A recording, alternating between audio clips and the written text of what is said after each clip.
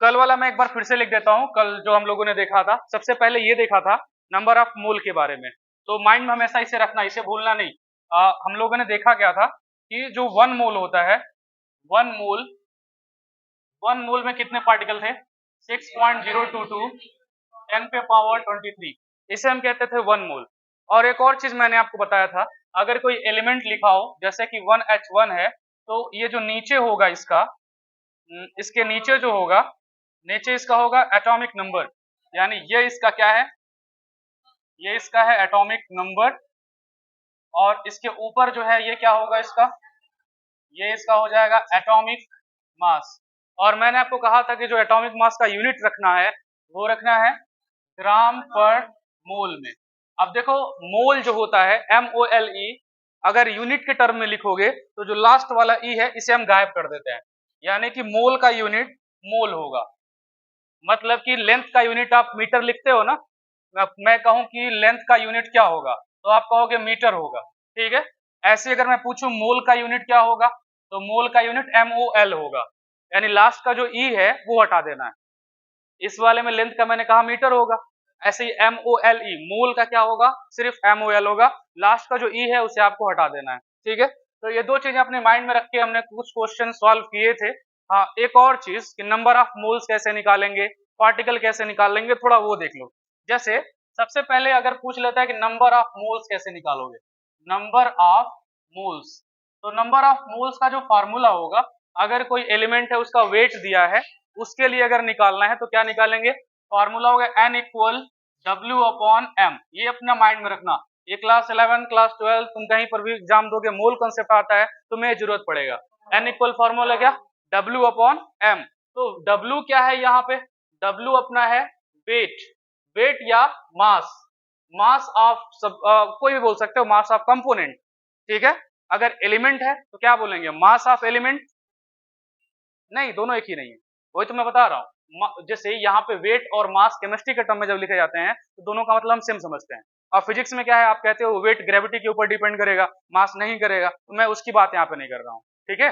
लेकिन जनरली अगर सपोज करो कह देता है you have 18 gram of water, then how many moles of water you have, मतलब कि अगर हम कह रहे हैं कि 18 ग्राम वाटर आपके पास है तो कितने मोल वाटर आपके पास है। तो यहाँ पे जो 18 ग्राम मैंने बोला, अब डिफाइन नहीं कि उसका वेट है कि मास है, लेकिन जनरली यहाँ पे दोनों का मतलब हम सेम समझेंगे, ठीक है, वही मैं कह रहा हूँ। और यहाँ पे जो M है, M को कहेंगे मोलर मास, क्या बोलेंगे, मोलर मास। मोलर मास क्यों बोल रहा हूँ, क्योंकि एटम के लिए होता है एटॉमिक मास और मॉलिक्यूल के लिए क्या होता है, मॉलिक्यूलर, नहीं मॉलिक्यूलर मास। जैसे अगर हम सिंपल बात करें, एटम के लिए क्या होता है, एटम के लिए होता है एटॉमिक मास, ठीक है। और मॉलिक्यूल के लिए क्या होता है, मॉलिक्यूलर मास। तो ये एमयू के टर्म में है, लेकिन जब हम नंबर ऑफ मोल के टर्म में आते हैं तो उसको क्या बोलते हैं, मोलर मास। और मोलर मास का यूनिट मैंने आपको बताया, ये ग्राम पर मोल, ठीक है, वही होता है। तो नंबर ऑफ मोल निकालने के लिए फार्मूला माइंड में रहेगा, फार्मूला क्या है, N इक्वल W/M। और ये W/M तब काम करेगा जब आपको किसी भी एलिमेंट का वेट दिया हो, किसी मॉलिक्यूल का वेट दिया हो, वहां पे काम करेगा। एक काम करो, चलो कुछ एग्जांपल ले लेते हैं। जैसे एग्जांपल एक आ जाएगा, एग्जांपल मैं बनाता हूँ, एक फाइंड, या फिर फाइंड की जगह पे लिख देते हैं ऐसे, हाउ मेनी, हाउ मच या फिर हाउ मेनी, इसको हम ऐसे लिखते हैं question, how many number of moles present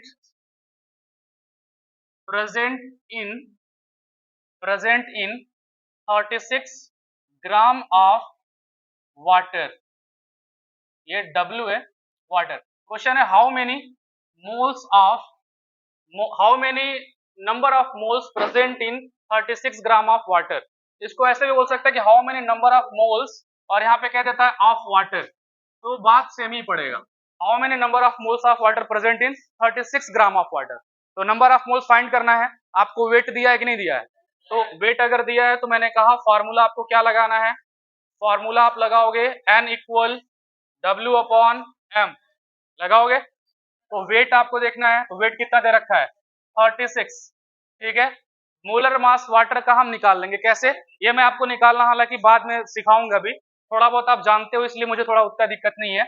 H2O का मैंने कल बताया भी था कि निकालेंगे कैसे हम, ठीक है। तो H2 में हाइड्रोजन 2 है और एक हाइड्रोजन का एटॉमिक मास होता है 1 प्लस, ऑक्सीजन कितना है 1, एटॉमिक मास कितना होता है 16, यानी 2 + 16 कितना आ जाएगा 18, यानी एटॉमिक मास 18, यहाँ पर रख देंगे 18 और कितनी बार जाएगा 2 बार, यानी हम कहेंगे so total number of mole present 2, यानी कितना मोल प्रेजेंट है 2 मोल प्रेजेंट है। तो अगर मैं आपको वेट दे दूं तो मोल फाइंड कर लोगे, मोल कैसे फाइंड करोगे, नीचे उसका मोलर मास तुम्हें लेना पड़ेगा। अब जैसे मान लो कोई एलिमेंट दिया हो तो एलिमेंट के लिए भी यही काम करेंगे, तो ये वाला जो फार्मूला है तब अप्लाई करोगे जब आपको क्या दिया हो, वेट दिया हो कंपोनेंट का जिसके बारे में वो बात कर रहा है और उसका आपको मोलर मास पता हो या फिर आप निकाल पा रहे हो, तभी लगा पाओगे। या तो गिवन होगा या तो अगर छोटे H2O होगा NH3 होगा तो उसका गिवन नहीं होगा। जैसे एक मैं दे रहा हूं थोड़ा बेसिक तुम लोग ट्राई करना, फाइंड नंबर ऑफ मोल्स, मैं क्वेश्चन डायरेक्ट लिख देता हूं कि 34 ग्राम ऑफ NH3, बताना कितना मोल होगा ये 34 ग्राम ऑफ NH3, कितने मोल होंगे NH3 के 34 ग्राम में 2 मोल। कैसे, वही वाला फॉर्मूला N इक्वल क्या लगाओगे W/M, मैं थोड़ा इजी इसलिए कर रहा हूं थोड़ा समझ में आ जाए। वेट दिया है कितना 34 मोलर मास निकालना है, हम बात कर रहे हैं NH3 के लिए, नाइट्रोजन है 7 + 3 क्या हो जाएगा 1, 1 मिनट 7 का डबल होगा 14, ये हो जाएगा 14 + 3 कितना आ जाएगा 17, तो यहाँ पे 17 रखो तो कितनी बार जाएगा 2 बार, आंसर क्या आ गया 2। तो ऐसे आपको करने, आप कुछ चलते हैं इसी टाइप के कुछ और क्वेश्चंस पे जो मैंने आप सबके लिए रखे हुए थे। पहला क्वेश्चन था calculate the number of atom in 46 gram sodium, मैं क्वेश्चन यहाँ पे लिख देता हूं कैलकुलेट नंबर ऑफ एटम, कह रहा है नंबर ऑफ एटम्स इन 46 ग्राम, ठीक है 46 ग्राम ऑफ सोडियम। तो थोड़ा अपना दिमाग पूरा लगा लेना इसको हम सॉल्व कैसे करेंगे, ठीक है। क्वेश्चन आज का पहला यही है, अब तक जो मैंने आपको बताया है उसी से रिलेटेड है, बस ब्रेन अप्लाई करना आज सीख लो। कह रहा है calculate number of atoms in 46 gram of sodium, मेरी बात समझना, 46 ग्राम सोडियम में कितने एटम्स होंगे, ठीक है। तो एटम्स फाइंड करने के लिए हमेशा माइंड में रखना पहले क्या फाइंड करना है मोल, क्योंकि मोल ही तो एटम के बारे में बताता है। तो हम पहले क्या पता करेंगे कि 46 ग्राम सोडियम कितने मोल के बराबर है, ठीक है।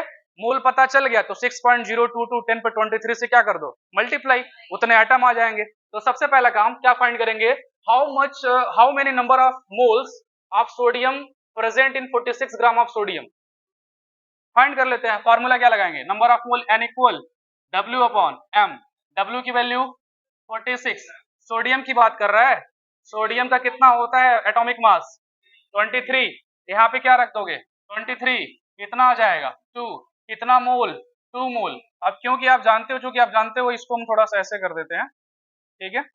अब हमें क्या ये पता है कि 1 मोल में कितने एटम होंगे भाई 6.022 10 पे पावर 23 एटम्स होंगे, क्लियर। तो कितने मोल है अपने पास 2 मोल, तो इन 2 मोल में कितने होंगे भाई 2 × 6.022 10 पे पावर 23 होंगे, कितना हो जाएगा, ये हो जाएगा 4, ये हो जाएगा 4, ये हो जाएगा 0, ये जाएगा 12 × 10 पे पावर 23, ये क्या हो जाएगा आंसर, दैट मींस 12.044 × 10 पे पावर कितना आ जाएगा 23, तो ये आपका क्या हो जाएगा आंसर। मतलब थोड़ा सा बस घुमाएगा। और एक बात तो हमेशा क्लियर है कि अगर कंपटीशन वाले तुम क्वेश्चन कोई भी उठा के देख लोगे सोल्यूशन बहुत लंबा नहीं जाने वाला, हाँ जो बहुत बड़े उसमें जबरदस्ती डाल दिए जाते हैं उसका बहुत बड़ा मिलेगा, लेकिन जनरली 5 लाइन बहुत एनफ है, 5 लाइन में बहुत ज्यादा ही बोल रहा हूँ, उससे ज्यादा टच ही नहीं करेगा। हाँ लेकिन ब्रेन तुम्हें लगाना पड़ेगा, ब्रेन नहीं लगाओगे तो 2-2 पेज में करोगे आंसर नहीं आएगा। एक और है, ये थोड़ा सा अलग है, दिमाग लगाना तुम लोग। कह रहा है डेंसिटी ऑफ वाटर, क्वेश्चन है कह रहा है डेंसिटी ऑफ वाटर, भी बताएगा वाटर की डेंसिटी कितनी होती है 1 ग्राम पर ml, मैं डेंसिटी ऑफ वाटर पूछ रहा हूं, क्या बात करते हो। डेंसिटी इक्वल क्या होता है मास अपॉन वॉल्यूम होता है ना, तो वाटर की डेंसिटी कितनी होती है 1 gram per ml, density of water नहीं पता है, अरे भाई 1 ml पानी लोगे तो उसका वेट कितना होगा 1 gram, because the density of water is 1 gram per ml, तो वही कह रहा था density of water 1 gram per ml, ये भी नहीं जानते हो बताओ 1 gram per ml। Calculate the number of molecules, कह रहा है calculate the number of molecules, calculate the number of molecules present in 1 liter, present in 1 litre. कोई बताएगा इसका आंसर कैसे करेंगे? 1 लीटर किसकी बात कर रहा है? वाटर की बात कर रहा है। क्वेश्चन देख लेना, density of water is 1 gram per ml, calculate the number of molecules present in 1 litre of water. नहीं नहीं, दिमाग लगाओ।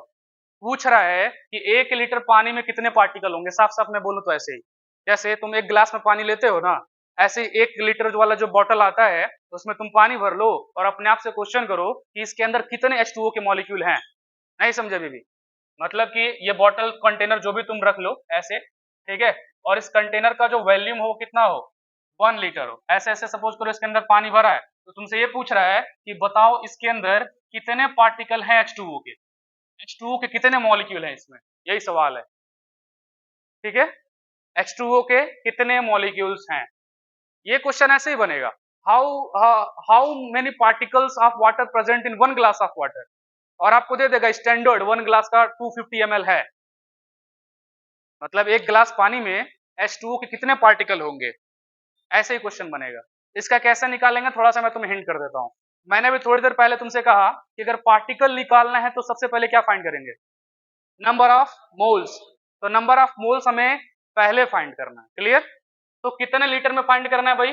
1 लीटर। तो हमें पता करना है 1 लीटर में नंबर ऑफ मोल्स कितना होगा, क्लियर? तो सबसे पहले चलो इसको जब सॉल्व करेंगे तो हमारा पहला फोकस है नंबर ऑफ मोल फाइंड करने के लिए। फॉर्मूला क्या बताया मैंने तुम्हें?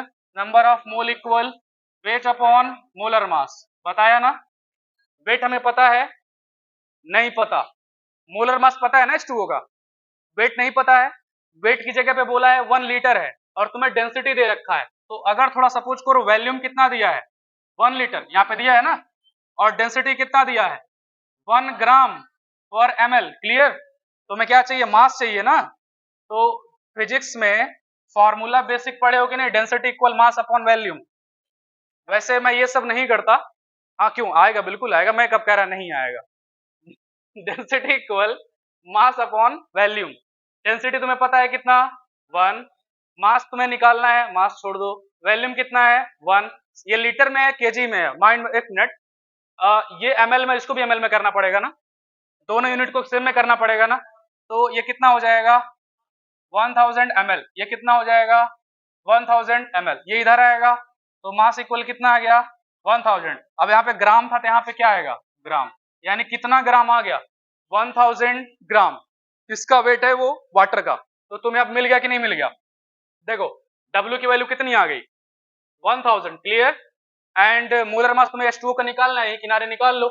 अभी थोड़ी देर पहले हम लोगों ने निकाला भी है, कितना आएगा? 18। कितना आ जाए कोई बताएगा? 55.5। कैसे किया? अप्रोक्स, हाँ मतलब एग्जैक्ट कहाँ लेके जा रहे हैं, कितना आ जाएगा? 55.5 करके दिखाऊं क्या डिवीजन अब? अरे भाई 18 है ना, 5 पर जाएगा 90 आएगा, 10 बचेगा, 10 फिर 100 होगा, फिर 5 पर जाएगा 90 होगा, फिर 100 बचेगा, फिर 5 जाएगा, वही तो कह रहा हूं मैं। तो कितना हो जाएगा? 55.5। अभी सॉल्व नहीं हुआ। 55.5 क्या आया? मोल आया। आया कि नहीं आया? 55.5 मोल आया। और आपको क्या पता करना है? पार्टिकल फाइंड करना है ना, इसके मॉलिक्यूल। तो 1 मोल में कितने मॉलिक्यूल? 6.023 10 पे 23। इतने मोल में कितने? जस्ट मल्टीप्लाई, मल्टीप्लाई कर दो। Total number of particle find करना है, तो 55.5 इंटू 6.023 इंटू 10 पे पावर कितना हो जाएगा? 23 हो जाएगा। अब तो कर लोगे ना? तो ये जो आप करके लाओगे, या फिर मैं कर दूं? कर लोगे? ठीक है, कर लेना। फिर ये जो करोगे आपका आंसर आ जाएगा। अब थोड़ा माइंड लग रहा है कैसे करना है? मतलब कि देखो फार्मूला वही है, फार्मूला नहीं बदला है अब तक, क्वेश्चन बदल रहे हैं, और यही क्वेश्चन तुम्हारे आएंगे। अभी मैंने जो डीपीपी रखा हुआ, अभी मैं जो दूंगा उठा के देखना, सारे जो क्वेश्चन है प्रीवियस ईयर के जो पूछे हैं, या फिर जो क्वेश्चन है एनसीईआरटी से रिलेटेड, वो सब ऐसे ही तुम्हें मिलेंगे। थोड़ा घुमा देगा उसको, डिफिकल्ट बनाएगा, फॉर्मूला वही अप्लाई होना है। तो मेरा बस सिंपल सा रूल है कि फोकस इस पे करना कि गिवन क्या क्या है, उसमें क्या क्या दिया है, और आपसे वो क्या कह रहा है, क्या फाइंड करने को बोल रहा है। गिवन और फाइंड जो करना है वो माइंड में अगर आ गया तो कर लोगे, क्योंकि फार्मूला तो वही लगाना है ना, फार्मूला नहीं चेंज होगा। तो ठीक है, नेक्स्ट क्वेश्चन की तरफ बढ़ते हैं। नेक्स्ट क्वेश्चन है, कह रहा है calculate the number of electrons in 1.6 gram of methane. देखना क्वेश्चन के लेवल बदल रहे हैं, हर एक क्वेश्चन डिफरेंट है। इसको कैसे लगाओगे? क्वेश्चन कह रहा है कैलकुलेट नंबर ऑफ इलेक्ट्रॉन्स, कह रहा है calculate number of electrons, number of electrons in 1.6 gram of methane. अब यहां पे तुम्हारे सारे दिमाग खराब हो जाएंगे क्या? सोचो जरा कैसे करोगे, कुछ दिमाग लग रहा है? बस ब्रेन ही तो सोचने लायक बनाना है। Calculate the number of electron in 1.6 gram of methane. हाँ, हमें पहले पता क्या करना है आपको बता देता हूं कि मीथेन 1.6 ग्राम ले रहे हैं तो उसके अंदर कितने इलेक्ट्रॉन आ रहे हैं। तो चलो सबसे पहले पता कर लेते हैं कि 1 मोल में कितने आ रहे हैं। जैसे समझना, मीथेन का फॉर्मूला क्या होगा? CH4 होगा, CH4 होगा। 2 एलिमेंट है इसमें, एक तो है एलिमेंट कार्बन और 4 है कौन? Element hydrogen. Clear? Element carbon का एटॉमिक नंबर 6 और हाइड्रोजन का 1। तो कार्बन में कितने इलेक्ट्रॉन? 6 इलेक्ट्रॉन है कि नहीं है? आप जानते हो एटॉमिक नंबर ही उसके इलेक्ट्रॉन होते हैं। Atomic number equal number of electron present in that atom. तो इसके अंदर कितने इलेक्ट्रॉन होंगे? 1। तो 4 एटम है, एक 1 इलेक्ट्रॉन है, तो 6 इलेक्ट्रॉन इसके हो गए और 4 इलेक्ट्रॉन इसके हो गए। टोटल कितने इलेक्ट्रॉन हो गए? 10 इलेक्ट्रॉन। क्लियर? यानी मीथेन के एक सिंगल मॉलिक्यूल में कितने इलेक्ट्रॉन है? 10 इलेक्ट्रॉन एक मॉलिक्यूल में। ठीक है, एक सिंगल मॉलिक्यूल की मैं बात कर रहा हूं। एक सिंगल मॉलिक्यूल में मीथेन के कितने इलेक्ट्रॉन है? 10 इलेक्ट्रॉन है। और ये कह रहा है calculate number of electron in 1.6 gram of methane. अब यहां पे ये नहीं कह रहा कि आपको एक सिंगल एटम के अंदर फाइंड करना है, वो कह रहा है कि 1.5 ग्राम के अंदर फाइंड करना है। ठीक है, तो सबसे पहले फाइंड करो कि ये कितना ग्राम इसका मॉलिक्यूलर मास हो रहा है। तो थोड़ा हम फाइंड कर लेते हैं भाई कितना ग्राम हो रहा है, थोड़ा हम करके देख लेते हैं। CH4 का अगर हम मॉलिक्यूलर मास निकालेंगे तो कार्बन हो जाएगा 12 और F+4 कितना हो जाएगा? 16, यानी 16 ग्राम मीथेन। 16 ग्राम अगर मीथेन की बात करते हैं तो 16 ग्राम पर मोल की हम बात कर रहे हैं। बात क्लियर है? 16 ग्राम पर मोल की बात कर रहे हैं कि नहीं कर रहे हैं? 16 ग्राम का मतलब 16 ग्राम पर मोल। ये वाला मैंने इसलिए रखा, थोड़ा माइंड में रखना। ठीक है, इसे मैं इरेज कर दूं, माइंड में रहेगा ये वाला। चलो ये वाला करते हैं खत्म हम। उड़ जाओ उड़ जाओ उड़ जाओ, ये उड़ गया। देखना, तो 16 ग्राम पर मोल हमारे पास आ गया। यानी 16 ग्राम पर मोल इक्वल, या फिर नॉर्मल अगर लिखना चाहो तो तुम ऐसे लिख सकते हो, तुम्हारी भाषा में यहाँ पे लिख देता हूं सिंपल कि 16 ग्राम इक्वल 1 मोल। इस बात से किसी को कोई दिक्कत हो जाएगा? तो 1 ग्राम में कितने मोल? 1 ग्राम में कितने मोल? 1/16 मोल। बात क्लियर? कितने ग्राम की बात कर रहा है? तो 1.6 की बात कर रहा है। तो 1.6 ग्राम में कितने मोल होंगे भाई? 1/16 इंटू 1.6 क्या मोल होगा? चलो इतना मोल होगा। ये वाला इरेज कर देते हैं, इसकी जरूरत नहीं। ठीक है, इतना मोल तो तुमने निकाल लिया। अब आगे बढ़ो, मल्टीप्लाई कर लेते हैं, कितना आएगा? यानी आपको नंबर ऑफ मोल्स कितने मिल गए? 0.1। क्लियर? 0.1 मोल मिल गए। तो 0.1 मोल की बात करते हैं तो 1 मोल में 6.023 10 पे 23 मॉलिक्यूल आएंगे इसमें CH4 के। इतने में कितने आएंगे? नंबर ऑफ मोल्स का क्या कर दो? मल्टीप्लाई। यानी टोटल नंबर ऑफ पार्टिकल यहां पे लिख सकते हो, number of molecules of CH4 इन कितना? 0.1 मोल। फाइंड कर लो। 0.1 मल्टीप्लाइड बाय 6.022 इंटू 10 पे पावर 23। क्लियर? यानी वैल्यू कितनी आ गई? 6.022 इंटू 10 पे पावर 22। इतने मॉलिक्यूल्स आए कि नहीं आए? आए।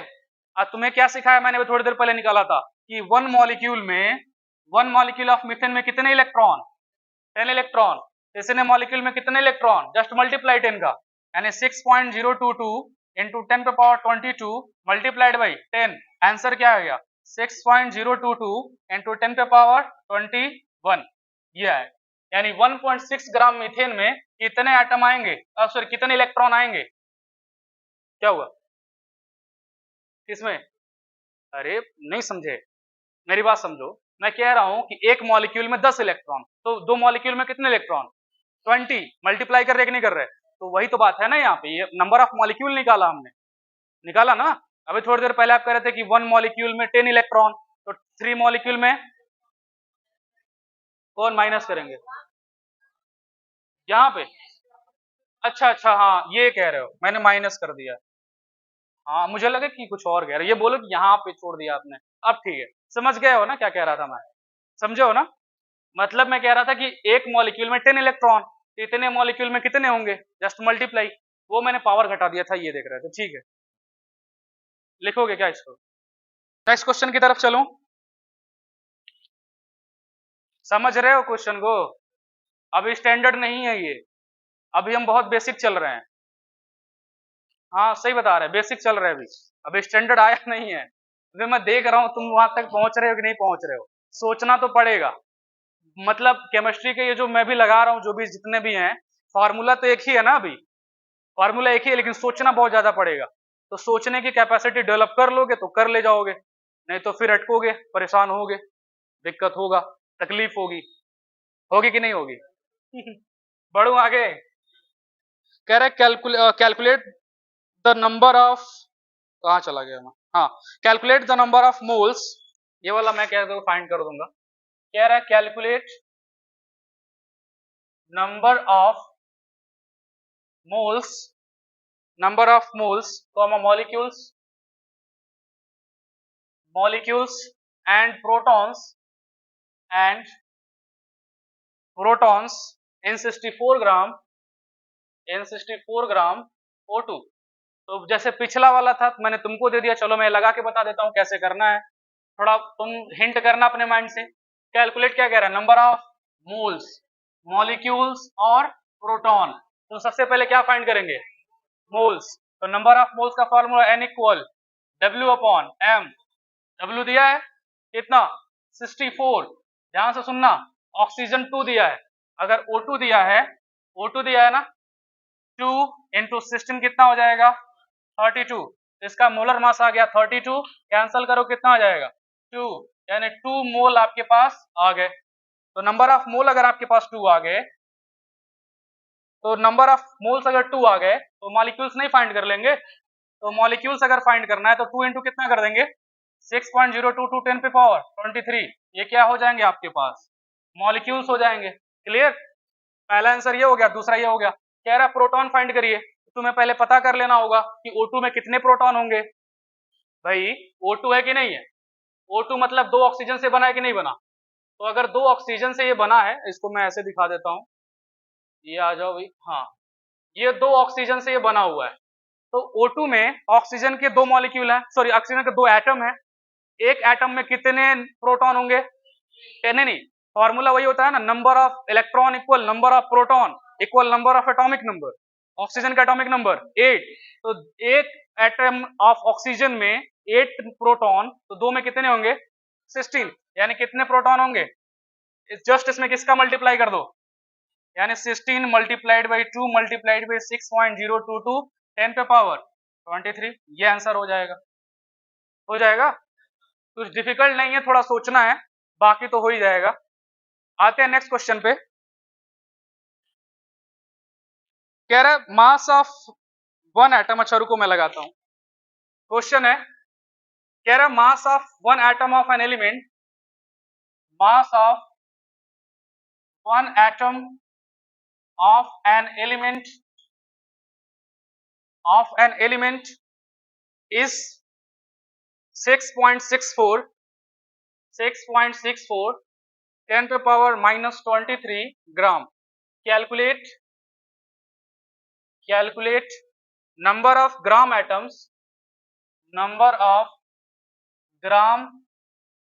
atoms in 40 kg of element, in 40 kg of elements। अब देखो यहां पे मैंने आपको इसके बारे में नहीं बताया, नंबर ऑफ ग्राम एटम क्या होता है। यहां पे एक नया टर्म है, अभी मैं इसका दिक्कत दूर कर देता हूं। पहले क्वेश्चन समझ लेना, कह रहा है mass of one atom of an element, किसी एलिमेंट के एक सिंगल एटम का जो मास है वो इतना दिया है, ठीक है। फिर कह रहा है calculate number of gram atoms in 440 kg of element, ठीक है। तो नंबर ऑफ ग्राम एटम का मतलब होता है नंबर ऑफ मोल्स, ये माइंड में रख लेना। नंबर ऑफ ग्राम एटम का मतलब क्या? Number of mole. Number of mole का फॉर्मूला पता है, N equal W upon M। तो अगर आप कहते हो N equal W upon M, तो W यहाँ पे वेट दे रखा है 40 kg, तो 40 kg को किस में चेंज करोगे? ग्राम में, यानी हो जाएगा इतना ग्राम हो जाएगा।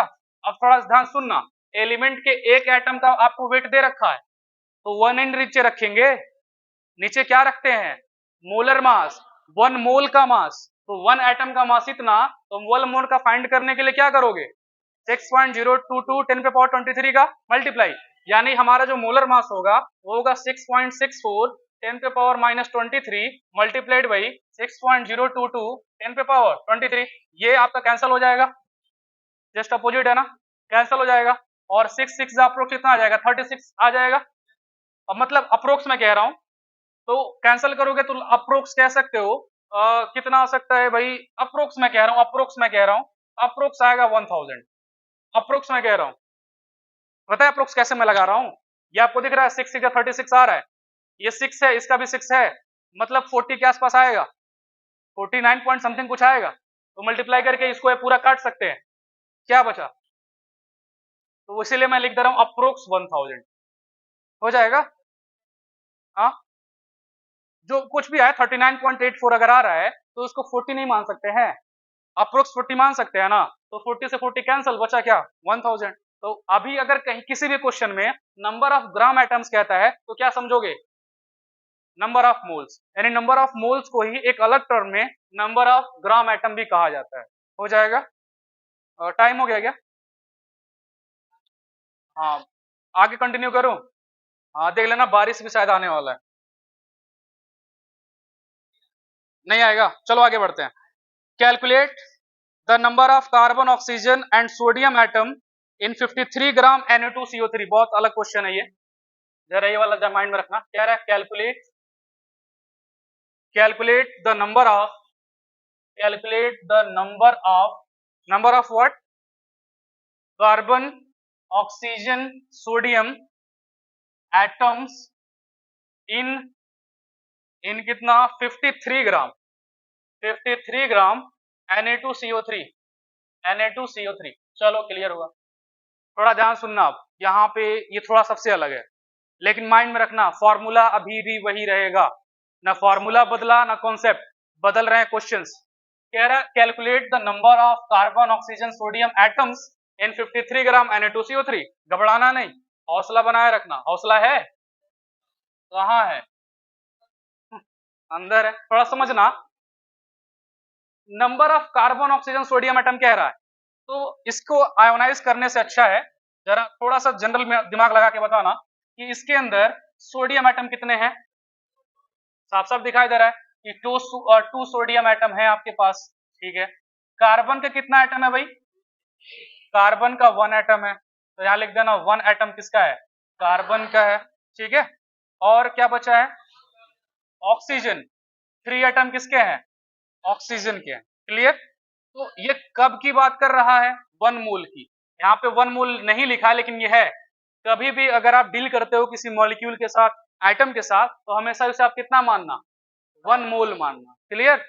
तो 1 मोल का मतलब कितना ग्राम होगा? जरा ग्राम में इसका वेट फाइंड करना। तो मतलब 2 सोडियम है, एक सोडियम का वेट 23 प्लस कार्बन का 12 प्लस 1 है, तो 12 बन जाए 12 भी होगा। ये निकालना आता है ना तुम लोग को, इसमें कोई दिक्कत नहीं होगा।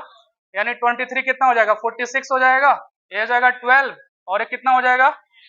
48। ये कितना हो जाएगा? 6, और ये कितना हो जाएगा? 4 4 8 1 9 106 होगा क्या? ये चेक कर लेना, ये हो जाएगा। क्लियर है ना? चलो आगे बढ़ते हैं। तो इसके अकॉर्डिंग हम क्या सीखते हैं कि अगर 106 ग्राम की बात करते हैं, ठीक है, 106 ग्राम में 106 ग्राम का मतलब कितना मोल होगा? इसके अकॉर्डिंग ये वेट जो दिया है इसके अकॉर्डिंग फाइंड करते हैं, क्योंकि हमें पता है, सुनना ध्यान से, क्योंकि हमें पता है 1 मोल में इतने होंगे। 1 मोल में 2 सोडियम होगा, 1 कार्बन होगा, और 3 कौन होगा?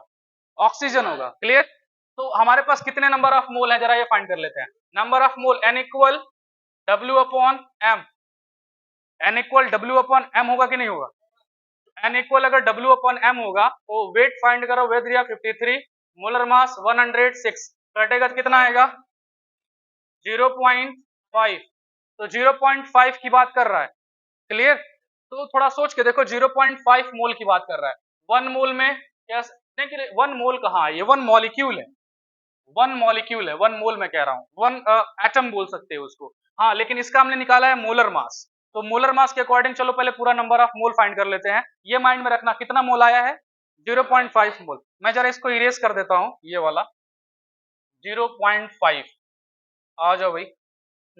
हमें मिला n इक्वल 0.5 मोल। ठीक है, चलो अब एक मॉलिक्यूल के अंदर इतने आ रहे हैं, पहले हम डील करते हैं सोडियम के साथ। ठीक है, यानी हम कह सकते हैं 1 मोल Na2CO3 में कितने मॉलिक्यूल कितने एटम आ रहे हैं ये फाइंड कर लेते हैं। मैं शुरू से रिपीट करता हूं, लग रहा है शायद कंफ्यूज हो रहे हो। Na2CO3 का हमने मोलर मास इतना निकाला 106 ग्राम, तो 106 ग्राम पर मोल होता है ना यूनिट, मतलब 1 मोल का निकाला। और यहाँ पे जो नंबर ऑफ एटम हमने फाइंड किया है एक सिंगल का फाइंड किया है, 1 मोल का नहीं ने किया है। 1 मोल का मतलब इसके 6.023 10 पे 23 इतने, ये जो है इतने की संख्या में होने चाहिए। क्लियर? एक की संख्या में 2 सोडियम एटम थे कि नहीं थे? तो अगर 1 मोल की बात करते हैं तो 1 मोल में कितने होंगे, इतने होंगे। हाफ मोल में कितने होंगे, वो हाफ मोल है कि नहीं है, हाफ कर दो यानी इतने ही आएंगे। आएगा पहले वाले का आंसर यही होगा। नहीं समझे अभी भी? फिर से शुरू से चलूं क्या मैं? देख लेना तुम लोग, नहीं कहोगे तो मैं पूरा शुरू से कर दूंगा। अच्छा रुको, एकदम शुरू से करते हैं। चलो मान लेते हैं इसको सब गायब कर देते हैं। फिर से शुरू से चलता हूं, दूसरे मेथड से चलते हैं। ये गायब हो गया, आ जाओ। क्वेश्चन एक बार फिर से पढ़ लेना। Calculate the number of carbon oxygen sodium atoms in 53 gram Na2CO3। ठीक है, तो सबसे पहला काम हमने क्या करना है, इसका मोलर मास फाइंड करना है। तो मोलर मास अभी थोड़ी देर पहले आया था, तो मोलर मास इसका कितना आया है Na2CO3 का 106 ग्राम आया है। क्लियर? ठीक है, 106 ग्राम आया है। और यहाँ पे कितना ग्राम दिया 53 ग्राम, यानी नंबर ऑफ मोल फाइंड कर लेते हैं। तो W/M लगाते हैं, W की वैल्यू हमारे पास दे रखा है 53, ये हो जाएगा 106 कटेगा 1/2 इक्वल कितना आ गया 0.5 क्या आ गया मोल आ गया। ठीक है, 1 मोल मैं सिंपल सॉल्व कर रहा हूं, 1 मोल Na2CO3, अगर हम 1 मोल Na2CO3 की बात करते हैं तो एक सिंगल मॉलिक्यूल में दो एटम है कि नहीं है, तो 1 मोल में कितने होंगे 6.023 10 पे 23 मल्टीप्लाइड बाई 2 है कि नहीं है, 2 है। सोडियम के लिए सिर्फ कह रहा हूं, अब थोड़ा माइंड में रखना, एक सिंगल एटम, एक सिंगल मॉलिक्यूल सोडियम कार्बोनेट में कितने एटम है सोडियम के 2, तो 1 मोल में कितने होंगे, इतने होंगे कि नहीं होंगे। क्लियर है ना? और 1 मोल में इतने होंगे तो 0.5 मोल में कितने होंगे, जस्ट मल्टीप्लाइड 0.5, ये कैंसिल हो जाएगा ना। आंसर क्या आ गया, ये किसका आंसर है सोडियम का। चलो दूसरा आंसर देख लो, और दूसरा कौन है ऑक्सीजन है ना।